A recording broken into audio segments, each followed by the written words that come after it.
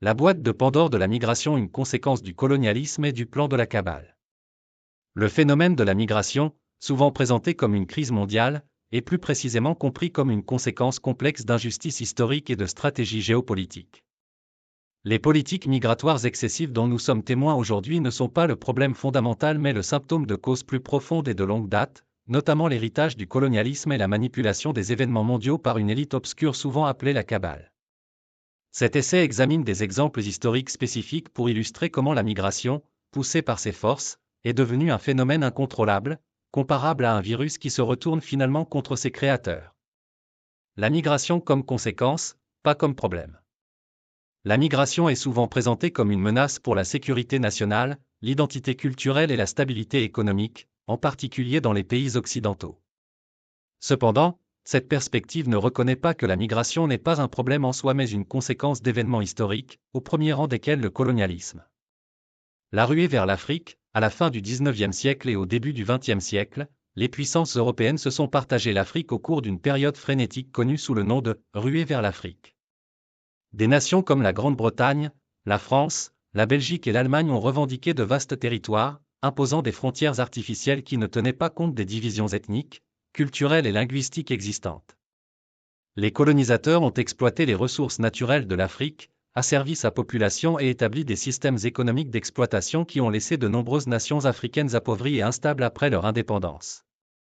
Cet héritage du colonialisme a entraîné une migration de l'Afrique vers l'Europe, les populations fuyant les difficultés économiques, l'instabilité politique et les conflits qui trouvent leurs racines dans l'ère coloniale. Le Raj britannique en Inde, la domination coloniale britannique en Inde, qui a duré de 1858 à 1947, a profondément modifié l'économie, la société et les structures politiques du sous-continent. Les Britanniques ont mis en œuvre des politiques qui ont dévasté les industries traditionnelles, telles que le textile, et ont imposé une économie basée sur les cultures commerciales qui a rendu l'Inde dépendante des marchés mondiaux contrôlés par la Grande-Bretagne. Les bouleversements économiques et la pauvreté qui en ont résulté ont entraîné une migration à grande échelle au sein de l'Empire britannique, en particulier vers des pays comme le Royaume-Uni. La diaspora indienne au Royaume-Uni, qui a commencé à l'époque coloniale, a considérablement augmenté, alimentée par la migration des anciennes colonies britanniques d'Asie du Sud à la recherche de meilleures opportunités dans l'ancienne puissance coloniale. Le rôle de la cabale, le chaos orchestré. Le concept de cabale, une élite puissante et secrète manipulant les événements mondiaux, ajoute une autre dimension à la question de la migration. Bien que cette idée puisse sembler conspiratrice, l'histoire offre de nombreux exemples d'élites façonnant des politiques pour servir leurs intérêts, souvent au détriment de la population dans son ensemble. L'accord Sykes-Picot, pendant la Première Guerre mondiale, l'accord secret Sykes-Picot entre la Grande-Bretagne et la France a divisé les territoires de l'Empire ottoman au Moyen-Orient en sphères d'influence. Cette division arbitraire a ignoré le paysage ethnique, religieux et culturel complexe de la région, ce qui a conduit à des décennies de conflits, d'instabilité et de migration forcée. Les frontières tracées par Sykes-Picot ont préparé le terrain pour de nombreuses crises modernes au Moyen-Orient, comme le conflit israélo-palestinien et la guerre civile syrienne, qui ont poussé des millions de personnes à fuir leur foyer en quête de sécurité en Europe et au-delà.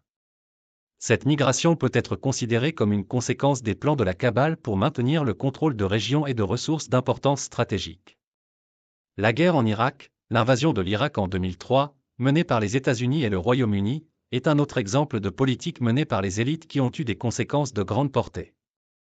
Justifiée par la fausse affirmation selon laquelle l'Irak possédait des armes de destruction massive, la guerre a déstabilisé le pays, entraînant des violences sectaires, la montée de groupes extrémistes comme l'EI et le déplacement de millions d'Irakiens. La crise des réfugiés qui en a résulté a eu un impact significatif sur l'Europe, où un grand nombre d'Irakiens et d'autres réfugiés du Moyen-Orient ont demandé l'asile. La décision d'envahir l'Irak peut être considérée comme faisant partie d'une stratégie plus large des élites mondiales pour contrôler les ressources pétrolières du Moyen-Orient, avec pour conséquence involontaire de déclencher une migration de masse. La revanche du colonialisme, le virus qui s'est retourné contre ses créateurs. La crise migratoire actuelle s'apparente à un virus qui a muté de manière incontrôlable, résultat direct des actions historiques des colonisateurs et de leurs successeurs contemporains. Migrations algériennes en France, la colonisation de l'Algérie par la France de 1830 à 1962 a laissé de profondes cicatrices dans la société algérienne. Les Français ont exploité les ressources de l'Algérie, supprimé sa culture et imposé un régime militaire sévère. Lorsque l'Algérie a finalement obtenu son indépendance, de nombreux Algériens, poussés par les difficultés économiques et la répression politique, ont émigré en France. La diaspora algérienne en France s'est considérablement développée et les tensions entre les citoyens français et les immigrés algériens se sont souvent manifestées par des troubles sociaux et des violences. Cette migration est un exemple clair de l'héritage du colonialisme qui revient hanter les anciens colonisateurs.